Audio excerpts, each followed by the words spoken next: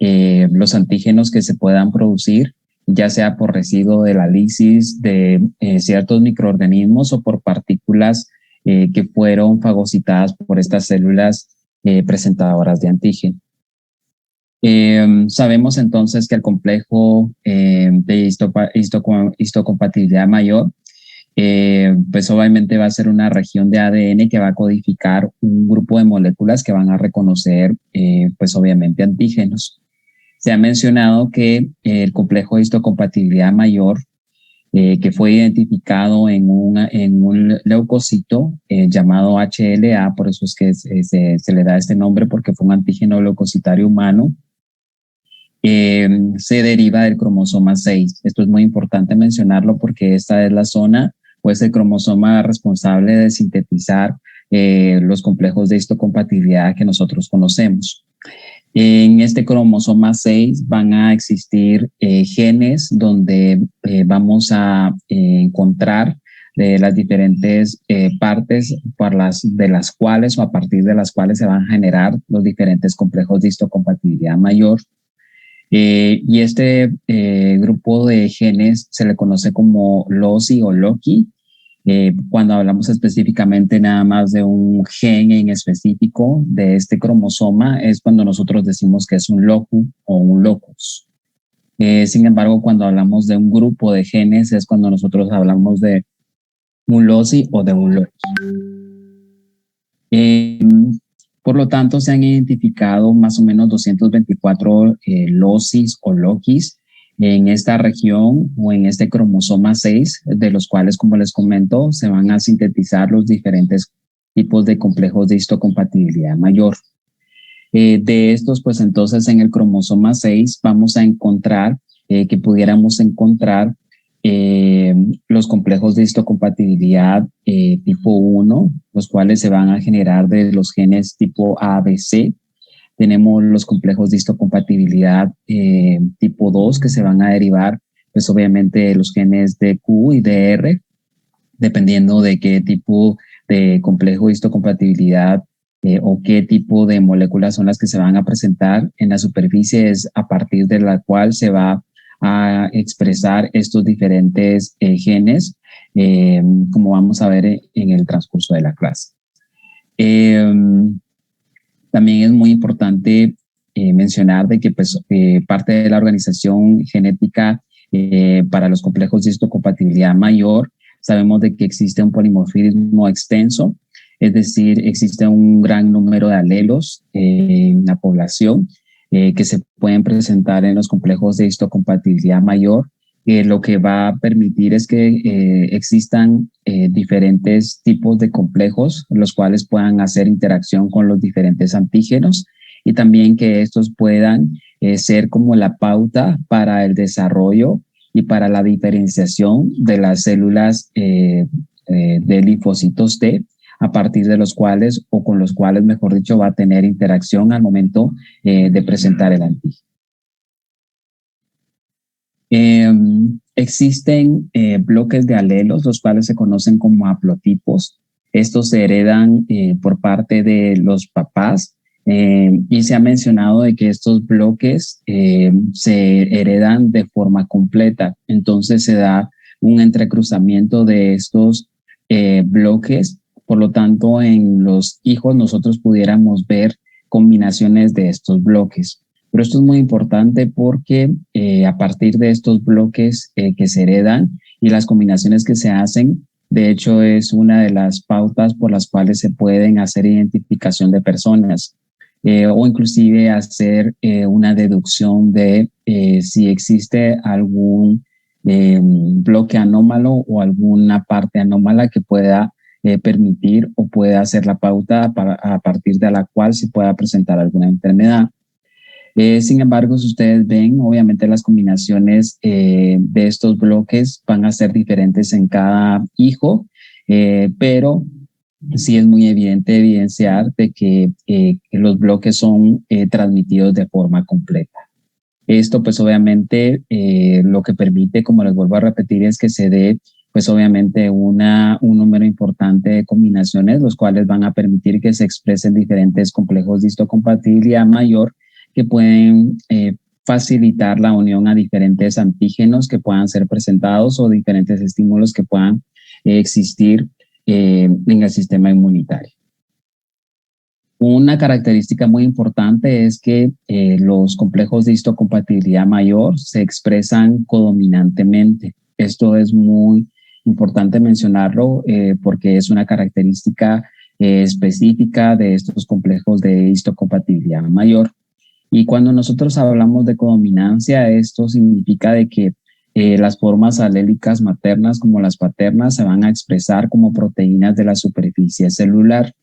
Por eso es que les ponía en su libro el ejemplo de los bloques que ya vimos de que se pueden heredar por parte del papá o de la mamá.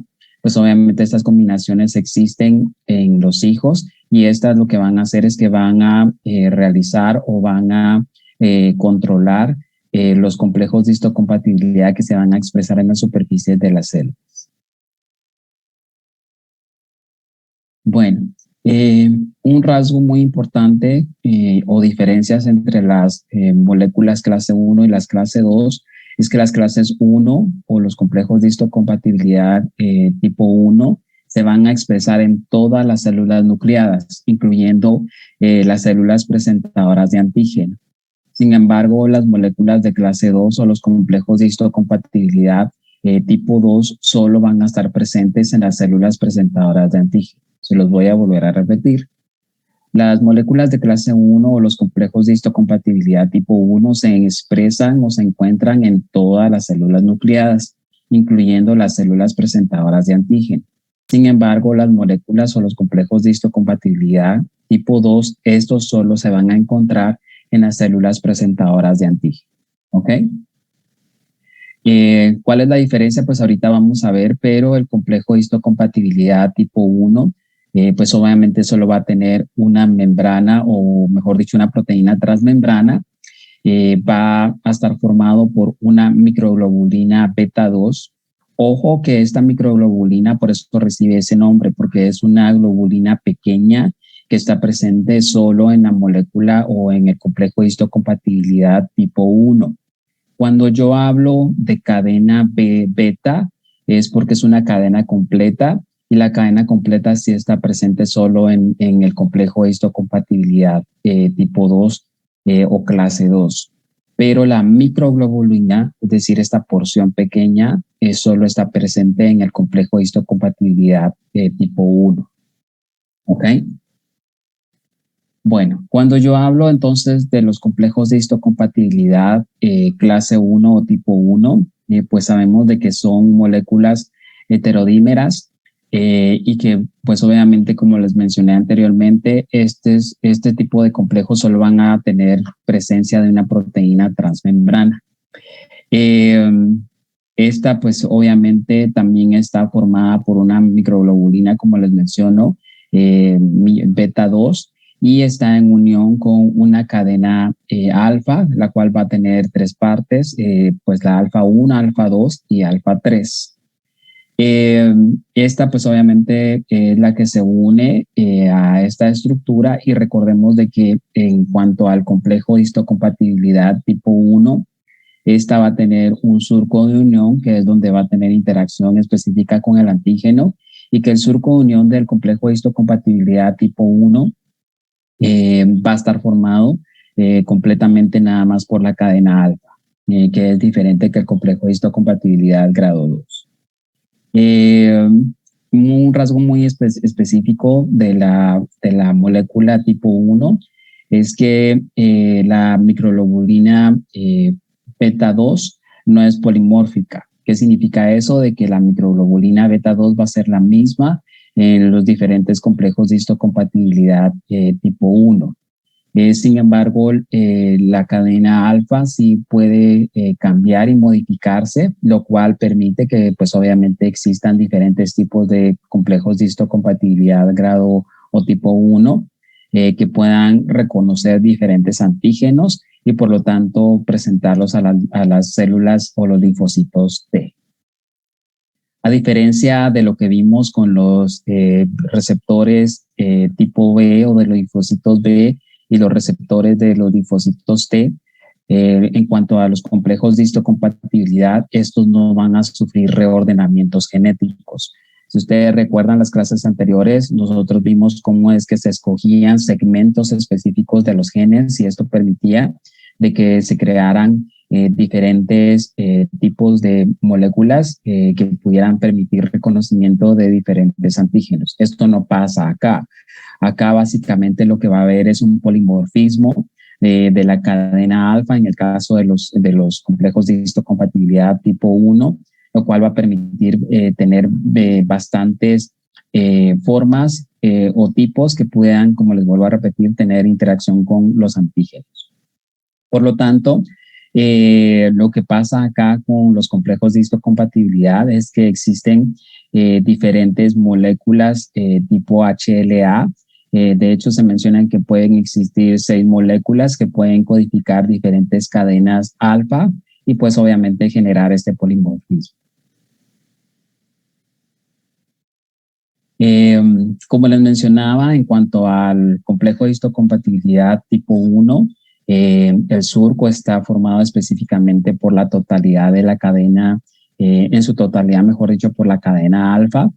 Y acá un rasgo muy característico de los complejos de histocompatibilidad mayor es que no todos los aminoácidos del antígeno van a hacer interacción con el surco de unión. ¿Qué significa eso? De que el surco de unión está diseñado para que solo ciertos aminoácidos sean reconocidos y tengan unión con el surco y que pues permita la identificación de ciertos aminoácidos para generar el estímulo, en este caso, de la célula presentadora de antígeno y por lo tanto tener interacción con el receptor del linfocito T. Esto es muy importante mencionarlo porque pues obviamente deben existir algunos aminoácidos libres que van a hacer interacción también con el receptor del linfocito T, lo cual va a permitir entonces que se genere también el estímulo en el linfocito T.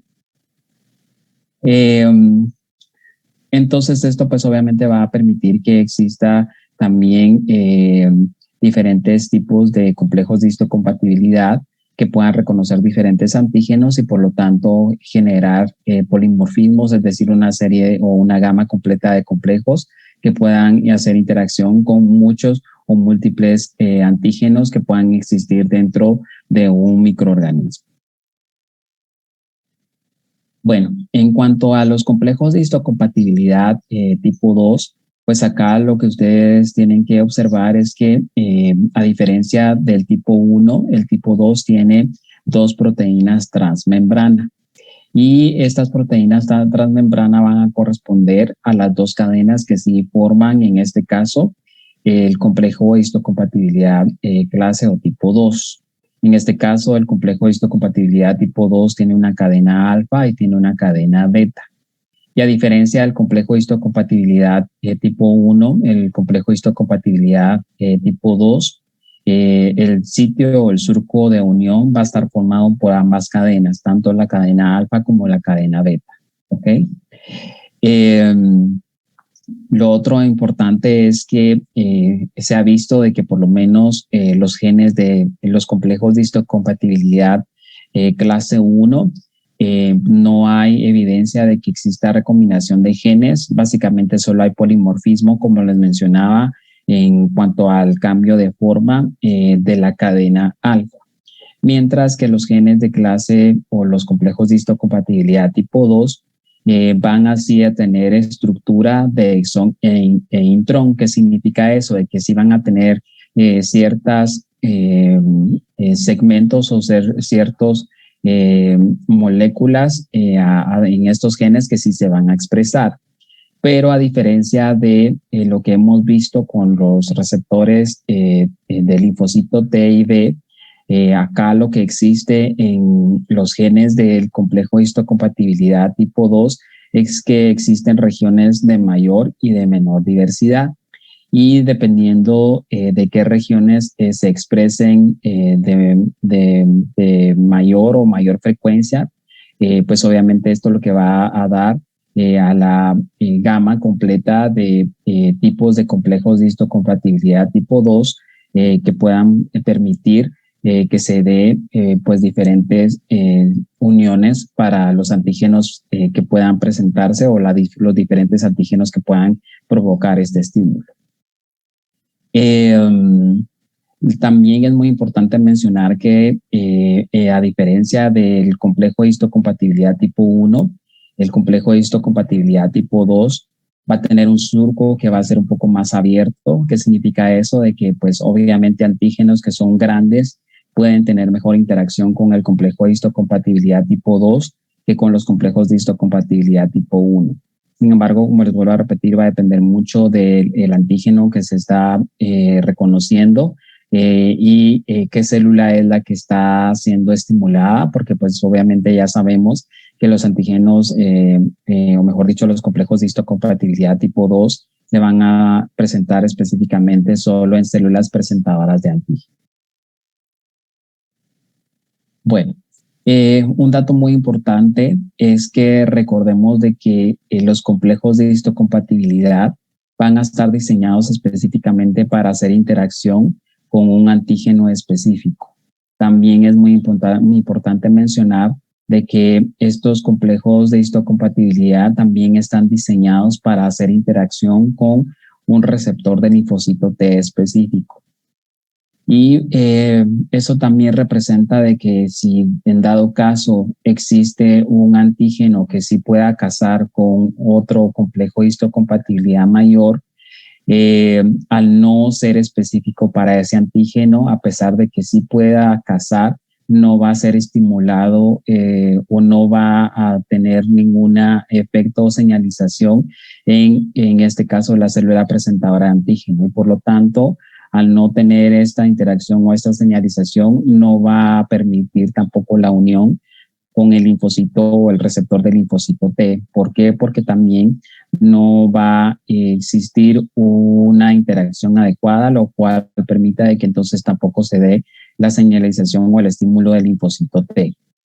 De igual forma, independientemente si se da algún otro tipo de antígeno que pueda unirse también a ese complejo de histocompatibilidad mayor, no va a tener interacción si no es un complejo de histocompatibilidad que tenga o que sea específico para ese antígeno. Entonces, es muy importante mencionar esto de que sí, acá debe existir una interacción específica tanto con el antígeno como con el receptor del linfocito T para que se pueda dar entonces la interacción o el estímulo de, en este caso, del linfocito T. Si esto no se da, es decir, la interacción específica, entonces no hay transducción, no hay señalización y por lo tanto no hay respuesta inmunológica.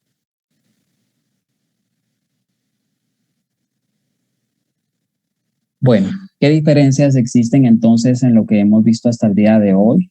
Pues obviamente podemos ver de que en cuanto a estructura, los receptores de los linfocitos B van a tener lo que son cadenas ligeras y pesadas. En cuanto a los linfocitos, los receptores de los linfocitos T, recordemos de que van a estar formadas por cadenas alfa y beta. Y en el caso del complejo de histocompatibilidad clase 1, recordemos de que va a estar formado por una cadena alfa. Y en este caso, los clase 1 van a tener lo que es una microglobulina beta 2, que es parte de esta estructura. El complejo de histocompatibilidad clase 2 lo que va a tener son dos cadenas completas, una cadena alfa y una cadena beta. Y recordemos de que el complejo de histocompatibilidad clase 1 solo va a tener una proteína transmembrana y que el surco de unión va a estar formado específicamente en su totalidad por la cadena alfa. En cambio, el complejo de histocompatibilidad clase 2 va a estar formado el surco de unión tanto por la cadena alfa como por la cadena beta. Y recordemos que el complejo de histocompatibilidad clase 2 va a tener dos proteínas transmembranas. Recordemos que los complejos de histocompatibilidad no van a tener recombinación genética, a diferencia de los receptores de los linfocitos B y T, estos sí van a tener recombinación genética, que es lo que hemos visto en las clases anteriores. Lo que sí tienen los complejos de histocompatibilidad, a diferencia de los receptores de los linfocitos B y T, es que tienen múltiples locis o loquis, y como les decía, son genes específicos en los cromosomas, los cuales a partir de esto se van a formar los complejos de histocompatibilidad. De igual forma, los complejos de histocompatibilidad sí van a tener múltiples alelos, cosa que no se encuentra en los receptores de los linfocitos B y T.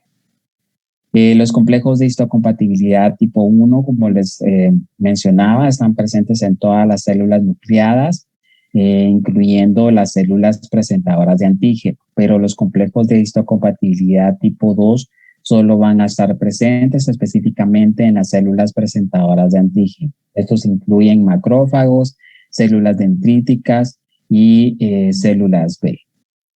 ¿Qué función van a tener cada uno de los complejos de histocompatibilidad? El tipo o la clase 1, recuérdense que van a presentar antígenos de patógenos intracelulares, mientras que los complejos de histocompatibilidad clase 2 van a regularmente presentar antígenos de patógenos extracelulares. ¿Ok? Entonces, estos son datos muy importantes que debemos recordar, porque dependiendo de esto, inclusive en la afectación o en la presentación anómala de cada uno de los complejos de histocompatibilidad, nosotros pudiéramos deducir qué tipo de enfermedades o qué infecciones son las que pueden atacar a ese paciente, dependiendo qué tipo de complejo está siendo afectado o modificado. Bueno, como también sabemos, es muy importante saber de que no todos los aminoácidos de los antígenos van a hacer interacción con el complejo de histocompatibilidad. Como les había mencionado, ciertos aminoácidos solo son los que hacen interacción con el complejo de histocompatibilidad mayor. Esto es porque pues permite que se puedan hacer reconocimiento de múltiples antígenos al solo tener interacción con determinados aminoácidos. También esto denota de que deben de quedar aminoácidos libres para que también exista interacción con el receptor del linfocito T. Esto tiene que pasar. Para que se dé la estimulación del linfocito T, debe existir, por lo tanto, la unión del antígeno al complejo de histocompatibilidad mayor, la interacción específica de aminoácidos del linfocito, del receptor linfocito T al complejo de histocompatibilidad mayor, y la interacción de aminoácidos del antígeno con el receptor del linfocito T. Todos estos pasos deben de darse para que se pueda estimular el linfocito T. Esto es muy importante porque ustedes recuerdan de que los antígenos o los aminoácidos, cuando están libres, es decir, no están siendo presentados por el complejo de histocompatibilidad mayor, no pueden estimular al linfocito T. Para que el linfocito T sea estimulado, específicamente tiene que ser presentado por complejo de histocompatibilidad y por lo tanto debe existir una célula presentadora de antígeno para que se pueda dar el estímulo del linfocito T. ¿Ok?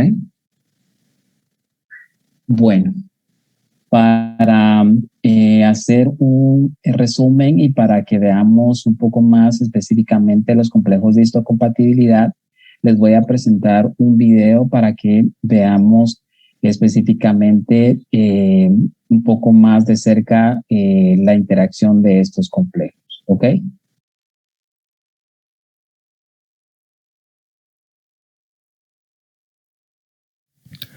Complejo principal de histocompatibilidad, moléculas HLA. Las moléculas del complejo principal de histocompatibilidad es toda esta molécula de aquí y sirven para exponer péptidos antigénicos que son reconocidos por los linfocitos. Y en los seres humanos a estas moléculas se les denomina antígeno leucocitario humano porque se descubrieron inicialmente en los leucocitos. Los genes que codifican las HLA se encuentran en el cromosoma 6 y estas moléculas son bastante polimórficas, lo que significa que existen muchos alelos de genes del complejo principal de histocompatibilidad, miles de ellos. Entonces, las HLA que tú posees no son las mismas que las de otro individuo. Cada uno hereda diferentes formas de codificar estas moléculas y esto resulta muy importante. Ahorita les voy a explicar por qué. Bueno, una forma sencilla y entendible de explicar qué es esto, podríamos decir que, por ejemplo, una célula normal codifica una proteína normal en su interior, la ensambla, la estabiliza, luego esta proteína viaja hasta la membrana celular y se expresa fuera de la célula de forma normal. Después, cuando llega un linfocito, pues reconoce esta proteína como normal y entonces te reconoce como parte del sistema celular y como parte del organismo. En cambio, si esta proteína pues se forma anormal o se malpliega o lo que sea, pues se te va a reconocer como ajeno al organismo y se ataca. Entonces, básicamente, estas moléculas son una forma que tienen las células de reconocerse entre sí. Y estas proteínas son muy, muy importantes cuando se trata del trasplante de órganos o en enfermedades autoinmunes. Y bueno, ahora sí, veamos la imagen. Pues resulta que las moléculas HLA se clasifican según la estructura, función y distribución celular. Pero de forma sencilla vamos a clasificarla en dos clases principales. Las moléculas de clase 1 y las de clase 2.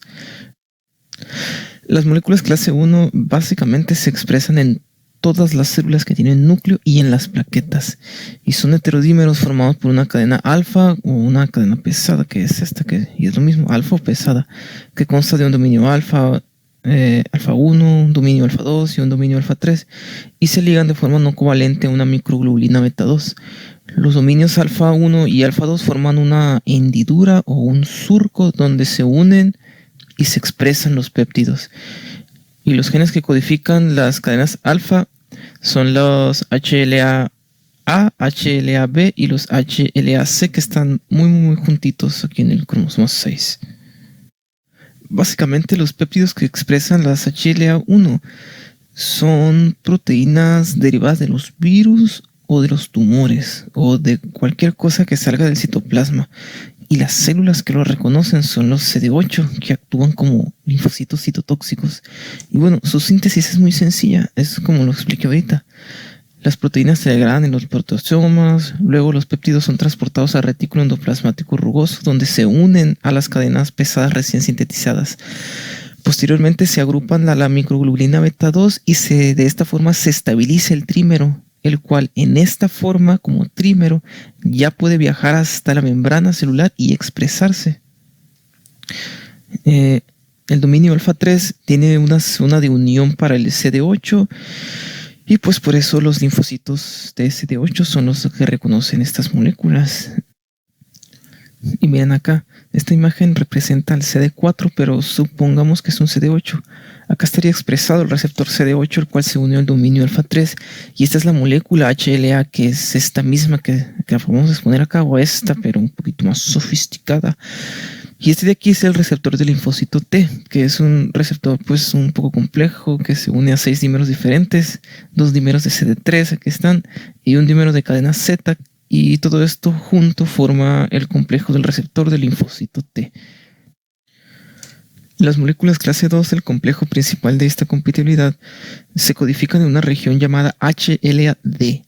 Y esta región tiene 3 subunidades, la HLA-DP, HLA-DQ y HLA-DR. Estas moléculas clase 2 están formadas igual, son heterodímeros que constan de una cadena alfa y una cadena beta unida por un enlace no covalente. Las porciones extracelulares tienen dominios alfa 1, alfa 2, beta 1 y beta 2. Y al igual que las moléculas clase 1, estas tienen hendiduras de unión al péptido que miran hacia afuera. Y esta hendidura se forma por la interacción entre el dominio alfa 1 y el beta 1. Y es en esta porción donde difieren la mayoría de los alelos de clase 2. Las moléculas clase 2 expresan antígenos que derivan usualmente de los microbios extracelulares y de proteínas solubles. Toda la molécula con su antígeno se forma prácticamente igual que como lo expliqué con las clase 1. El dominio beta 2 tiene la zona de unión al CD4 y las moléculas clase 2 las expresan únicamente células que pueden ingerir sustancias. ya sean los macrófagos, los linfocitos, las células dendríticas. Entonces estas moléculas expresan más que nada cosas patógenas. Entonces aquí el reconocimiento es mucho más selectivo e incluso se dice que son moléculas restringidas por la clase 2. Y bueno, como lo dijimos antes, fíjate, están polimórficas estas moléculas que ni siquiera los gemelos expresan las mismas moléculas del complejo principal de histocompatibilidad. Por eso los injertos intercambiados entre ellos se reconocen como extraños y son atacados por el sistema inmune. Estas moléculas, pues obviamente desempeñan un papel muy importante en la respuesta inmunitaria, y debido a que diferentes antígenos se unen a las HLA, de ahí se explica por qué cada sujeto organiza una respuesta inmune contra un antígeno específico, pero esto solo si hereda las moléculas que pueden unirse a ese antígeno específico. Por ejemplo, vamos a traducir esto. Por ejemplo, si alguien posee moléculas HLA clase 2 capaces de unirse a los antígenos del polen, pues esta persona va a tener una tendencia a sufrir reacciones alérgicas al polen, porque él sí puede generar una respuesta inmunitaria contra estos antígenos.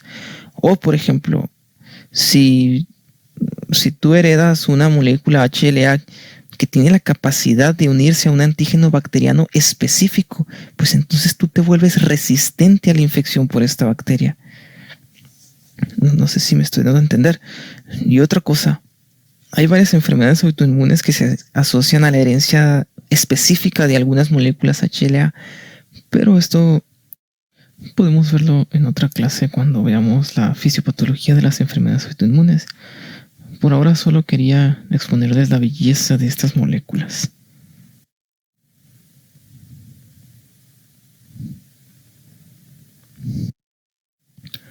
Complejo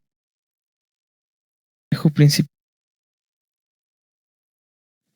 Ok, no sé si hay alguna duda con el tema o con este video.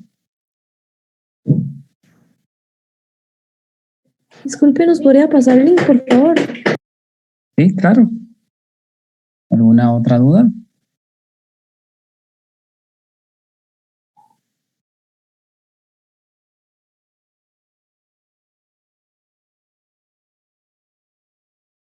¿No? Bueno, doctores, entonces este era el tema para el día de hoy.